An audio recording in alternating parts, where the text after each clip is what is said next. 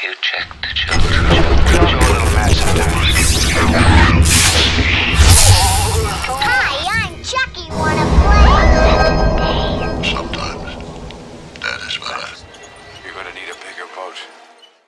Long days and pleasant nights, fellow travelers along the path of the beam. I'm known on this level of the towers. Jaime and Fuego, and if you please, join me here for a bit of palaver on Hail to Stephen King. That is Reezy, and obviously, bienvenidos and welcome to the horror show. And it is early, it is Crimbus weekend. Festivus was, 2 days ago, and yes, it is the end of the holiday season, and I am sitting here with a special gift, la-di-da, courtesy of Lady Catherine, and so, yes, it is in the early hours of the morning, but I am so very excited because it has been hinted to me. This is a Stephen King gift, and if it is what I believe it to be, I am very excited to be completing a collection of what I think might be comics, but in a nice hardcover deluxiness. Who knows? It might even be something from Cemetery Dance. I'm not 100%, but yes, as I have said all too often on this show, Stevie K is in fact my favorite author, as you can see from this tower of tomes that is behind me. And oh boy, it is indeed what I speculated it to be. Wowza. Oh man, very dope. Sweet, guys. So let's check this out. So a lot of you will probably recognize that cover right there. That, I believe, is the same cover as the re-release of the Dark Tower, the Drawing of the Three, which is there. Huzzah! Exact same thing. However, this is completely different. It's the exciting part. I'll set that over there. So yes, same in appearance, obviously, much larger.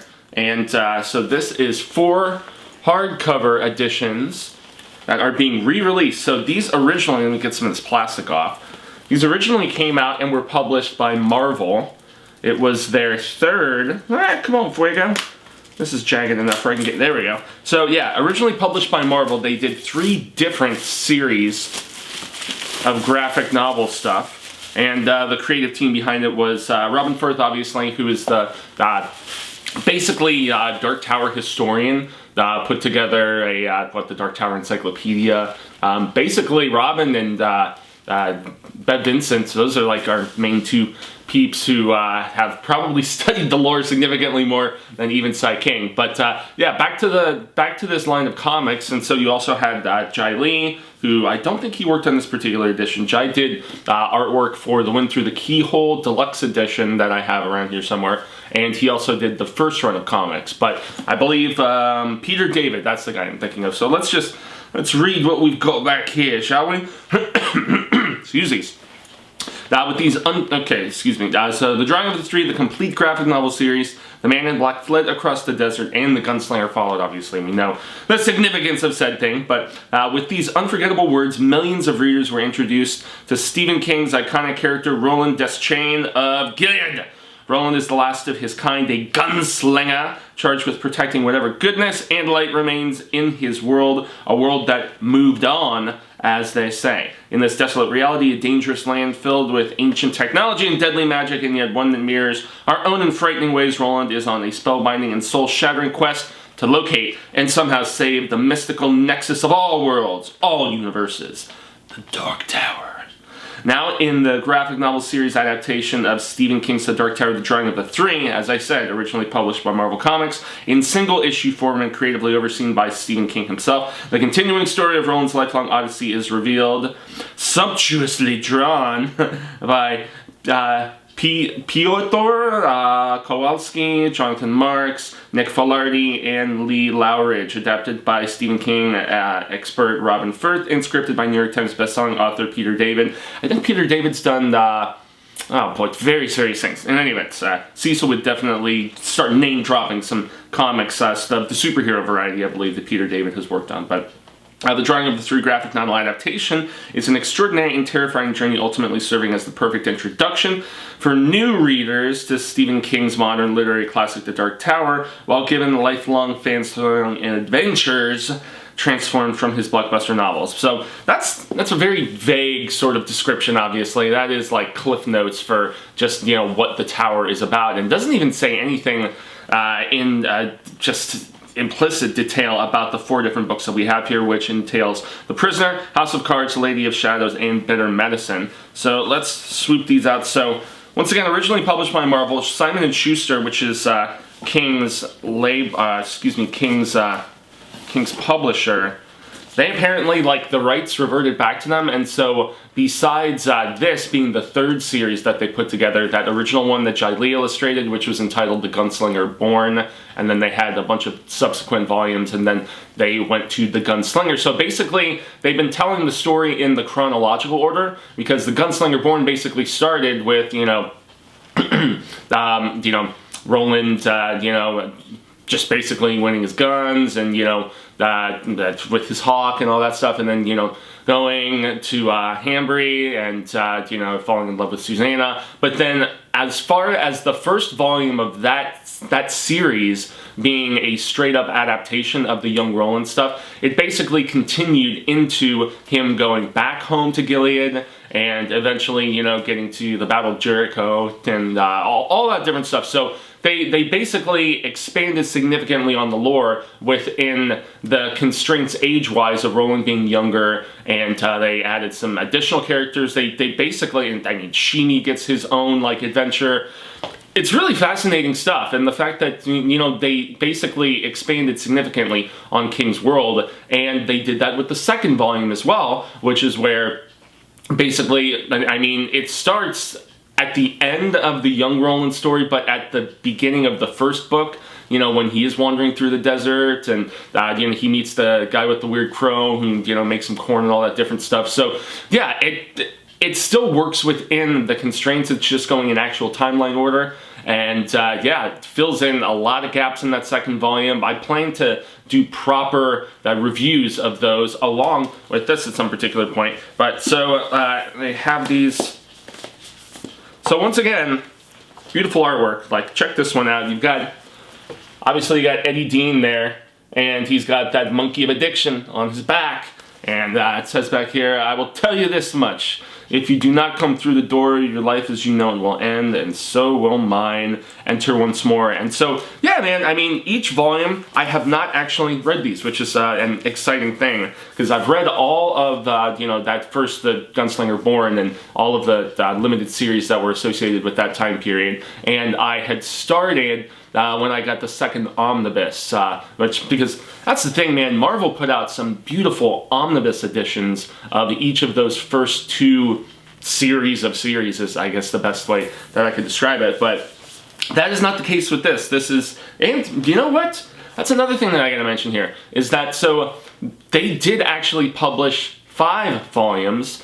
So, you know, you saw, as I mentioned, The Prisoner. Then our next one here. So we've got House of Cards right there, and then got Lady of the Shadows, obviously Odetta, as she was known as, with her dueling personalities there. But yeah, these are dope collected editions, and then Bitter Medicine. So this is going to be a very fun read, and just seeing how they expand upon just some of the lore of the Drawing of the Three of that second book. But curiously enough, as I take a peek at these a little bit further, I want to start reading them right now, and so look forward to reviews at some particular point. But curiously enough, there is actually a 5th volume that was published in this Drawing of the Three series.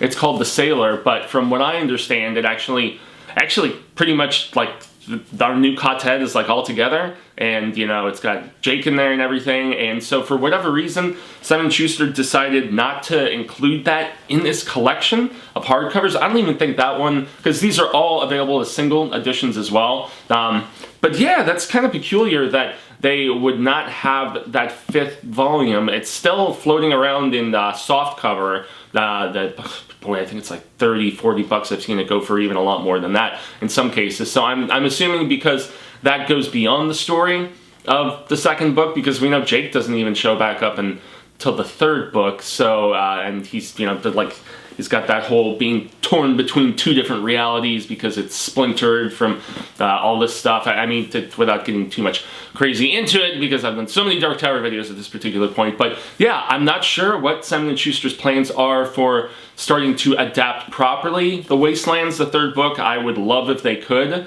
Yeah, that is one of the few things that I find kind of disappointing about this collection, is the fact that, yeah, it doesn't have the Sailor, it doesn't have that 5th volume, and on top of that, the fact that those 2 omnibus editions that they put out of the first and the second series of stories that they did, there was so much additional information, whether it was like encyclopedic type stuff, maps, you know, storyboards, alternate covers, you name it. I mean, let's just look at let's look at Bitter Medicine, this 4th edition right here, and see if they at least have any of that. I would imagine they, okay, yeah, as I imagined would be the case. But I mean, I had all of those in hardcover beforehand, and then I upgraded to the omnibus because it had even more like goodies and stuff like that. But so yeah, they have, okay, so now that very first series of stories, The Gunslinger Born and that Young Roland stuff, as you can see right there, they have re-released all of those as well. So Long Road Home, Treachery, Fall of Gilead, Battle of Jericho Hill, so on. But now I guess they're calling it Dark Tower Beginnings, that particular series. And then the series that came thereafter is just called The Gunslinger because it's adapting within the time period of adult Roland in the first book, you know, where he has palaver with the Dark Man and, you know, bangs the Oracle and all of that silliness. So, yeah, interesting. Interesting, though. And then, of course, pimping out those nice new releases that they did of the original actual books and stuff. And yeah, so we've got to, that's just so peculiar that they decided to hold off on that 5th volume. But yeah, guys, so that's basically this. I knew was going to be a relatively shorter video, but has anybody actually checked any of these out? Do you like, if so, what they did with the expansion aspect of this series? Or do you think they should have just left well enough alone and, you know, just stuck to the source material and, you know, let King's book be its own? I wish I had additional thoughts to give about these, but yeah, man, if it's anything like the incredibly impressive job that they did with Dark Tower Beginnings, as I have just found out that it's called now with these re-releases, and also the fact that, yeah, I was impressed with most of what I read, despite having not finished the second series, the Gunslinger. The adaptation that they did of the Little Sisters of Eluria, the story from that was collected in Everything's Eventual, that's in that second run, is just dynamite good. And I honestly was very fascinated with the way they worked within the constraints of things that were passingly mentioned by King in the books in a lot of instances, and then just really took that baton and ran with it and expanded it into an intriguing addition. But I obviously have to extend a grande gracias to Lady Catherine for picking this up for me, knowing the Tower junkie that I am. And yeah, guys, I am so very stoked to give these a proper look and share my thoughts with all of you. And obviously, grande gracias once more for all of the time that you spent with me here in the craziness that has been 2020.